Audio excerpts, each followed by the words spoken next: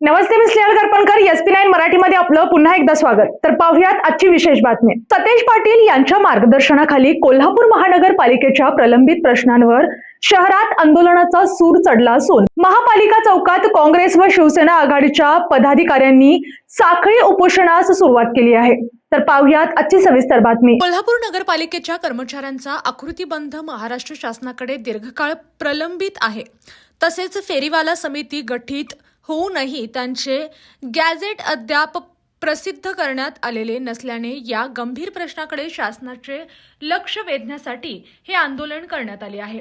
या साखळी उपोषणात विरोधी पक्षनेते राजेश लाटकर, गटनेते इंद्रजित बोंद्रे, नगरसेवक दुर्वास बापू कदम, राहुल माने, सुभाष बुचडे, विनायक फाळके, अमर समर्थ, प्रवीण सोनवणे, सचिन शेंडे, विशाल चव्हाण, प्रशांत खेडकर, उमेश पवार, संजय मोहिते तसेच नगरसेविका स्वाती येवलुजे, दीपाली घाडगे, रुपाली पवार, स्वाती कांबळे सहभागी झाले आहेत.